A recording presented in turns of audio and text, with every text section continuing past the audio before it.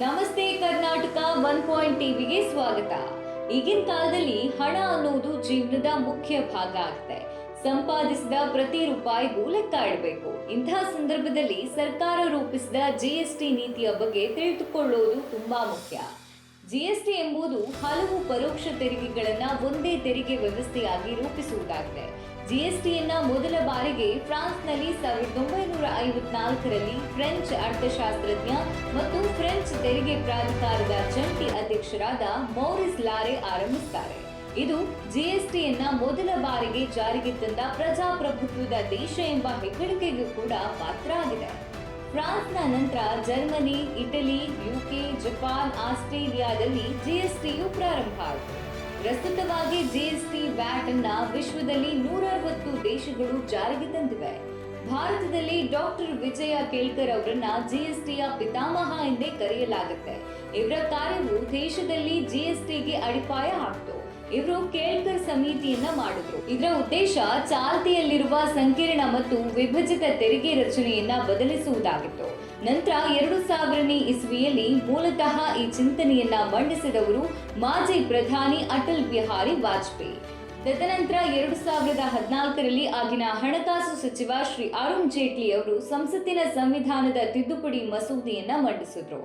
2015ರಲ್ಲಿ ಸಂವಿಧಾನದ 122ನೇ ತಿದ್ದುಪಡಿ ಮಸೂದೆಯನ್ನ ಲೋಕಸಭೆಯಲ್ಲಿ ಅಂಗೀಕರಿಸಲಾಯಿತು.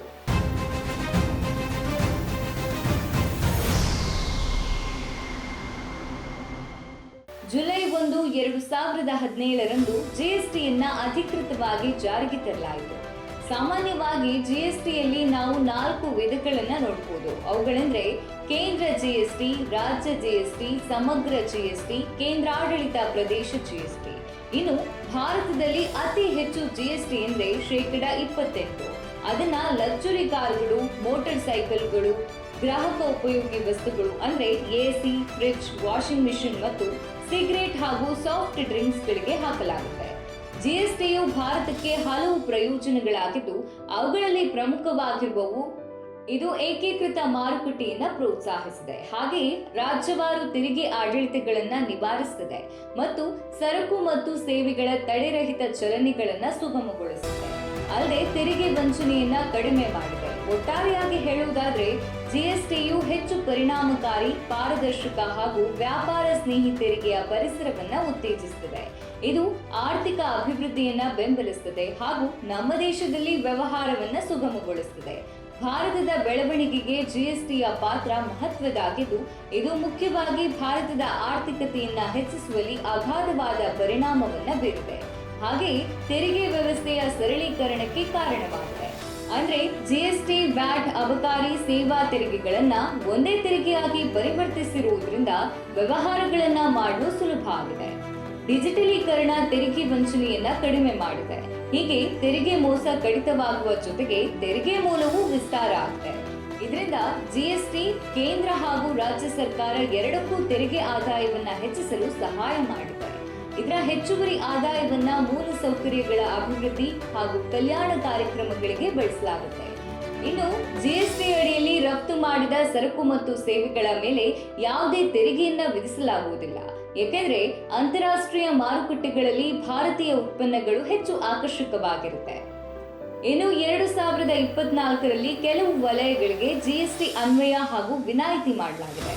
ಅವುಗಳೆಂದ್ರೆ ಉತ್ಪಾದನೆ, ಸಗಟು ಮತ್ತು ಚಿಲ್ಲರೆ ವ್ಯಾಪಾರ, ರಿಯಲ್ ಎಸ್ಟೇಟ್ ಹಾಗೂ ಕಟ್ಟಡ ನಿರ್ಮಾಣ, ದೂರಸಂಪರ್ಕ, ಸಾರಿಗೆ, ಆತಿಥ್ಯ ಹಾಗೂ ಪ್ರವಾಸೋದ್ಯಮ, ಮನರಂಜನೆ, ಆರೋಗ್ಯ, ಶಿಕ್ಷಣ, ಇ-ಕಾಮರ್ಸ್, ಹಣಕಾಸು ಸೇವೆಗಳು, ಕೃಷಿ, ಮಾಹಿತಿ ತಂತ್ರಜ್ಞಾನ ಅಂದ್ರೆ ಎಐ, ಸಾಫ್ಟ್ವೇರ್, ಜವಳಿ, ಆಟೋಮೊಬೈಲ್, ಗಣಿಗಾರಿಕೆ, ವೇಗವಾಗಿ ಚಲಿಸುವ ಗ್ರಾಹಕ ಸರಕುಗಳು ಹಾಗೂ ವಾಯುಯಾನ ಇವುಗಳ ಮೇಲೆ ಜಿಎಸ್ಟಿ ಹಾಕಲಾಗಿದ್ದು ಆರೋಗ್ಯ ಹಾಗೂ ಶಿಕ್ಷಣದಂತಹ ಕೆಲವು ವಲಯಗಳ ಅಗತ್ಯ ಸೇವೆಗಳಿಗಾಗಿ ಇವುಗಳು ಜಿಎಸ್ಟಿಯಿಂದ ಸಂಪೂರ್ಣವಾಗಿ ವಿನಾಯಿತಿ ಪಡೆದಿವೆ.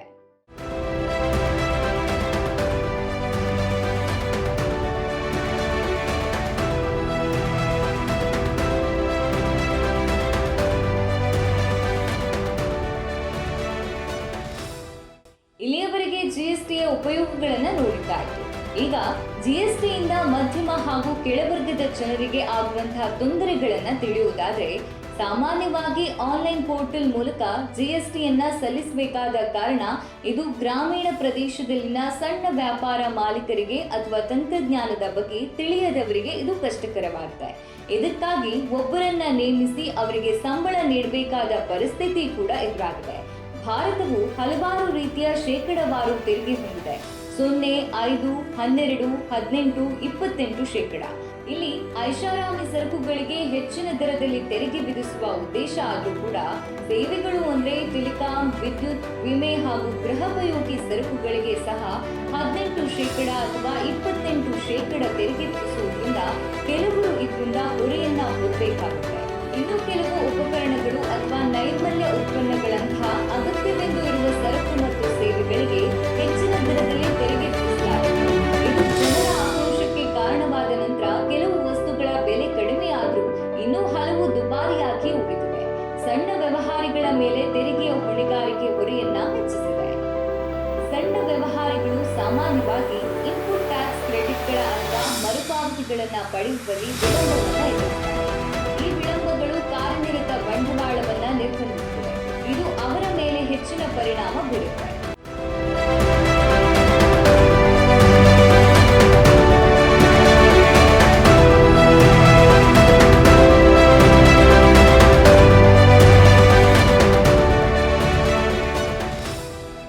ಭಾರತದಲ್ಲಿ 86 ಮಿಲಿಯನ್ ಜನರು ತೆರಿಗೆ ಪಾವತಿದಾರರಾಗಿದ್ದಾರೆ.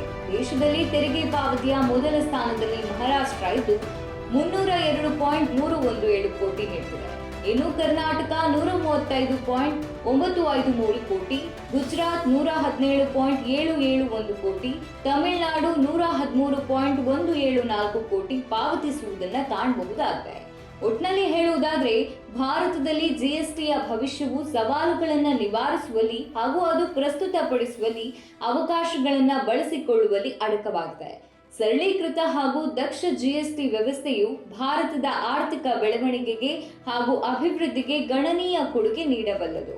ಮುಂಬರುವ ವರ್ಷಗಳಲ್ಲಿ ಜಿಎಸ್ಟಿಯನ್ನ ಯಶಸ್ವಿಗೊಳಿಸಲು ಸರ್ಕಾರ ಹಾಗೂ ತೆರಿಗೆದಾರರು ಒಟ್ಟಾಗಿ ಕೆಲಸ ಮಾಡುವುದು ಬಹಳ ಮುಖ್ಯ ಆಗಿದೆ. ಇದಾಗಿತ್ತು ಜಿಎಸ್ಟಿ ಬಗೆಗಿನ ಒಂದು ಚಿಕ್ಕ ವರದಿ. ಮುಂದಿನ ಸಂಚಿಕೆಯಲ್ಲಿ ಹೊಸ ವಿಷಯದೊಂದಿಗೆ ನಿಮ್ಮ ಮುಂದೆ ಬರ್ತೇವೆ. ಇದು 1 ಪಾಯಿಂಟ್ ಟಿವಿ. ಧನ್ಯವಾದಗಳು.